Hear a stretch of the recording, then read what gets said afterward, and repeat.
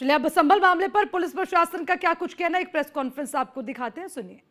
और palette guns भी हैं, वो भी फायर की गई हैं। आप कई जगह वीडियो के अंदर वायरल भी हो रहा है कि पुलिस द्वारा फायरिंग की गई, पुलिस द्वारा वो पैलेट गन का प्रयोग किया गया, पुलिस द्वारा किसी भी लीथल वेपन जिससे कि किसी व्यक्ति की जान जा सके, पुलिस द्वारा ऐसा कोई भी वेपन है वो फायर नहीं किया गया है। इससे मैं आप सबको आगाह करना चाहता हूँ। और इसके अलावा सोशल एलिमेंट्स जिन्होंने फायर किया जिसकी वजह से 2 लोगों की जान गई है, 3 की डेथ हुई है, 2 की कहते हैं फायरिंग की वजह से हुई है। Only postmortem can tell you कि what is the situation, but obviously who in his right sense will fire upon a police officer to whom they go for justice every day.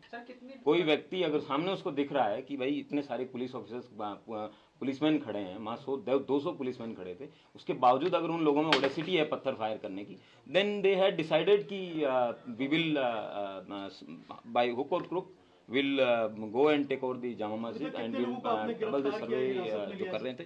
हमने अभी तक 21 लोगों को हिरासत में लिया है।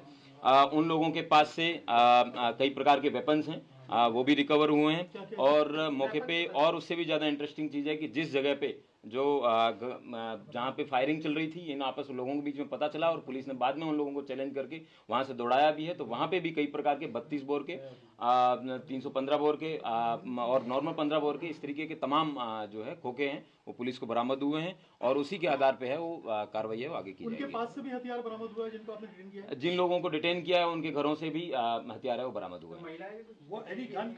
हम लोगों के द्वारा जब जो संभल जो था जामा मस्जिद यहाँ आर्यर मंदिर जिसका जो डिस्प्यूट चल रहा है, उस डिस्प्यूटेड साइड से जब हम दूर आए, उस डिस्प्यूटेड साइड से दूर आने के बाद में वहाँ पे जब नॉर्मलसी की स्थिति हुई तो वहाँ से चेज करते करते जो पत्थरबाज हैं वहाँ से जब हम नखासा थाना क्षेत्र की तरफ आए तो वहाँ पे एक घर के ऊपर से फायरिंग हुई छर्रे का। तो उसमें मेरे पीआरओ को भी पाँव में छर्रा लगा है और हमारे एक सीईओ हैं उसको भी पाँव में गोली लगी है और एक डिप्टी कलेक्टर है हमारी वो सीरियसली इंजर्ड हैं जिनके फ्रैक्चर हुआ है और करीबन 20 से एक पुलिसमैन हैं जिनको अलग अलग तरीके से इंजरी हुई है।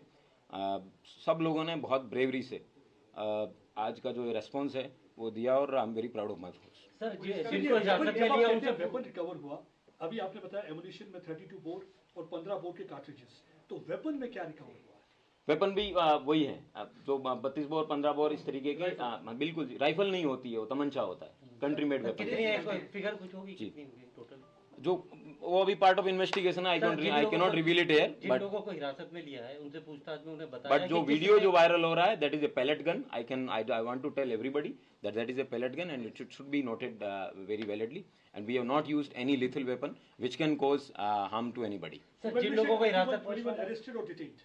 21 detained because FIR is yet to be registered. जिन लोगों को डिटेन किया है उनसे पूछताछ में उनमें से 2 महिलाएं हैं, मैं बता रहा था, महिला के द्वारा और उनके परिवार जहां वो घर भी आइडेंटिफाई कर लिया गया है, वहां से ऊपर से छर्रे का फायर भी आया और बाल बचे हम लोग। और उसके बाद में वहाँ पे ऊपर से पत्थरबाजी की गई जहाँ पे डीआईजी साहब डीएम साहब सब लोग मौजूद थे और बाद में वहाँ से उस घर से 2 महिलाओं को जो है हिरासत में लिया गया और अभी थाना पे पुलिस का फायरिंग करते क्या वो पैलेट गन आप मैं यस सर बिल्कुल that is a pellet gun and I want to state it very very clear that pellet guns are not lethal weapons as long as it is not very close encounter where it is like हुए हैं अभी उनका क्या status है? PM हो गया है, उनको पोस्टमार्टम के लिए भेजा गया है और जो भी डॉक्टर्स की जो फाइंडिंग होगी उसी के आधार पे है। जिन लोगों को डिटेन किया है उनसे पूछताछ में क्या पता चला है कि उन्हें हम अभी तक जो पत्थरबाज हैं उन पत्थरबाजों से लड़ रहे थे उनसे पूछताछ है वो थाना पुलिस कर रही है, राइट टाइम पे उस चीज को रिवील किया जाएगा। इंटरनेट बंद करवाने के लिए 24 घंटे के लिए रिक्वेस्ट किया गया है, उम्मीद करता हूँ कि शासन द्वारा इसकी स्वीकृति जल्दी दी जाएगी। 2 महिलाएं डिटेन हुई, अब तो महिलाएं 2 ही डिटेन हुई। जी थैंक यू।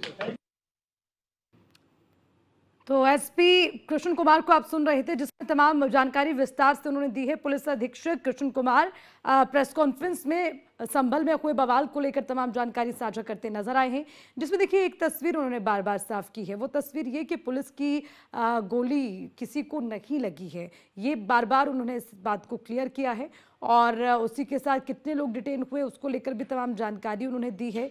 और हिरासत में 2 महिलाएं हैं इसका भी उन्होंने जिक्र किया है। हिरासत में लिए गए लोगों से हथियार बरामद किए गए हैं, ये भी प्रेस कॉन्फ्रेंस में उन्होंने जानकारी साझा की है। तो संभल से एसपी कृष्ण कुमार को हमने सुना जो लगातार इस पूरे मामले पर नजर बनाए हुए हैं। 21 लोगों को अभी तक हिरासत में लिया जा चुका है।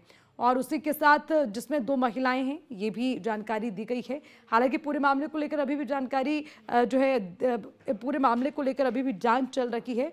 कुछ और पहचान इसमें हो सकती है, ये भी जानकारी मिल रही है। संभल में शाही जामा मस्जिद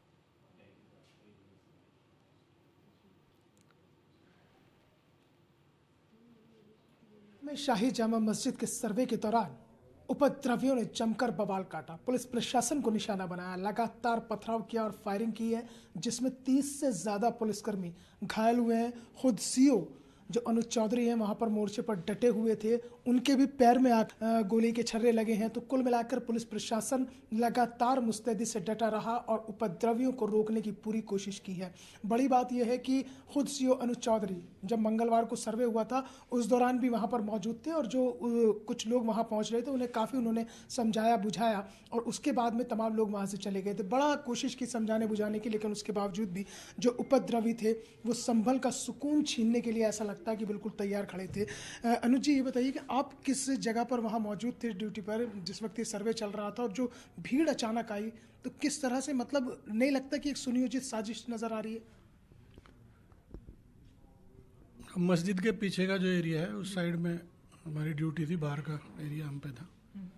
तो ये तो पहले से ही पता था, मतलब, और कोर्ट के आदेश अनुसार जो है कोर्ट के आदेश का पालन कराने के लिए पुलिस टीम गई थी वहाँ, कमेटी से बात करके, कमेटी जो मस्जिद की जो कमेटी थी वो, और जो सर्वे करने आए थे वो लोग तो वही थे। उसके बाद भी सबको पता भी था, बताया भी था, पर उसके बावजूद भी भीड़ इस तरह उग्र हो गई, वो अपने आप ही वो सुनने को तैयार नहीं थे किसी को। बहुत अलग तरीके से उन्होंने एक इस तरह का हमला किया। लगातार 3-4 घंटे तक उन्होंने तांडव 2 घंटे तक करते रहे, कुछ ना कुछ पथराव। गाड़ी में बाहर खड़ी थी उसमें आग लगा दी, जो और कुछ पब्लिक की भी गाड़ियाँ थी। तो इस तरह का उन्होंने किया और छोटे मतलब हथियारों से, बंदूकी टाइप से उनसे। हाँ, वही मैं जानना चाह रहा हूँ जी, जो हथियार थे, जो फायरिंग हुई है, जो छर्रे लगे हैं पुलिसकर्मियों के, आप उसमें घायल हुए और जो कप्तान है उनके पीआरओ के भी लगे हैं, तो ये वो देसी टाइप के थे या कुछ अलग हथियार थे? अब भीड़ में इतना तो नहीं हमें नाल दिखाई दिए, इतना तो वो देसी था या क्या था, किस तरह के थे। तो वो चला रहे थे नादन उधर से। तो बाद में मतलब फिर पुलिस ने अपने आप को बचाते हुए भी उनको बार बार समझाया, बार बार, भाई ऐसा मत करो, ऐसा मत करो। तो यही चीज़ काफ़ी हद तक, काफ़ी लंबे समय तक ये चलता रहा उनका। आप वहीं खड़े थे, जो वो गली है, जो उसका पिछला हिस्सा जहाँ से? वहीं थे, मेन पॉइंट पे हम ही थे उसमें सारे। अच्छा, आप पहले भी गए थे मंगलवार को, तब इस तरह की कोई बात नहीं हुई थी? नहीं, इसमें कोई बात करने का कुछ ऐसा था नहीं कि कोर्ट का आदेश था, कोई जबरदस्ती कब्जा थोड़ा ही कराने गई थी पुलिस या वो करने गए थे। सर्वे था, नॉर्मल सर्वे था, सर्वे का उसका अनुपालन हमें कराना था, बस इतना ही था। तो लोगों को कुछ ने शायद किसी ने इनको गुमराह किया, जो भी किया गलत तरीके से उनको बताया गया, तो छाने बोले। तो सीएमओ हैं डॉक्टर तरुण पाठक जी।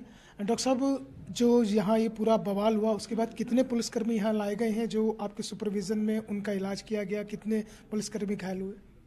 जी, यहाँ पर कम से कम 30 से ज़्यादा पुलिसकर्मी घायल हुए थे जिनको लाया गया, और अभी भी लोग आते ही जा रहे हैं। और मेजर एक जो है हमारे पुलिस में जिनको सुबह काफ़ी चोट, सर पे चोट लगी थी, उनको यहाँ से मेडिकल के रेफर किया गया, उनको हेड इंजरी थी। और हमारे डिप्टी कलेक्टर साहब हैं, उनके अभी हाथ में फ्रैक्चर है, वो भी अभी फ़िलहाल यहाँ एडमिट हैं। और 3 हमारे जो सीओ संभल थे और इंस्पेक्टर संभल थे और एसपी साहब के पीआरओ, इन तीनों के पैर में गोली के छर्रे लगे थे। और एक के तो गोली निकली भी छर्रे में, जब उनका सफाई हो रही थी उसमें छर्रे दिखाई भी दिए उसमें। और पुलिस वालों पे काफ़ी चोट लगी है, अभी काफ़ी जब एक्सरे होंगे तो काफ़ी कुछ चीज़ें इसमें क्लियर होगी। और संभल के भी चोट लगी? हाँ, एसपी संभल चोट लगी थी, लेकिन मैं जब गया तो वहाँ से खुद मेरी मुलाकात हुई तो उन्होंने कहा सर मेरे भी पैर में काफ़ी चोट लगी हुई है, पत्थर लगी चोट लगी है। इन्हें खुला वैसे चोट दिखाई तो नहीं दी, लेकिन चोट उनको भी काफ़ी लगी है। जब माप थी, माप में पत्थरबाजी होती है, जैसे आपके ऊपर हमारे सीओ संभल के, इनके ऊपर मल्टीपल कंट्यूजन है, 1-2 नहीं, मल्टीपल, कम से कम शरीर पर 50 पत्थर के निशान है लोगों के ऊपर, 30 मल्टीपल पत्थर में लगे हुए हैं। लेकिन अभी आने का अभी ताता कम नहीं हुआ, अभी भी 3-4-5 पुलिस वाले फिर आए हैं जिनको चोटें लगी हैं, उनका इलाज चल रहा है। हमारे साथ सीएमएस साहब भी यहाँ हैं, सैनी साहब, उनके देख रेख में सारे डॉक्टरों की टीम यहाँ मौजूद है। इस तरह कोई परेशानी नहीं, और हमारी जो इमरजेंसी है पूरी तरह से तैयारी है। और 2 बॉडी जो है हमने इसको पोस्टमार्टम के लिए भेजी है, जिसमें एक अज्ञात है, एक समथिंग नईम करके नाम उनका है। 2 बॉडी हमने पोस्टमार्टम हाउस में भिजवा दी है। सारी प्रक्रिया होने के बाद उनका पोस्टमार्टम किया जाएगा। तो यानी कुल मिलाकर संभल में उपद्रवियों ने 3 से 4 घंटे तक तांडव किया और पुलिस प्रशासन को अपना निशाना बनाया। एक महज सर्वे था और उस सर्वे में केवल कोर्ट का आदेश था और उस कोर्ट के आदेश पर सर्वे होना था, उसके बाद में रिपोर्ट जानी थी। अभी आगे और भी बहुत लंबी प्रक्रिया चली थी, लेकिन ऐसा लगता है कि इस पूरे बवाल के पीछे किसी न किसी की एक बहुत बड़ी सुनियोजित साजिश थी और इस साजिश का हिस्सा जो है तमाम न केवल संभल के लोगों को बल्कि हो सकता है कि आसपास के लोगों को भी बनाया गया हो। वीडियो जर्नलिस्ट रविकांत के साथ मोहसिन खान, न्यूज़ 1 इंडिया, संभल।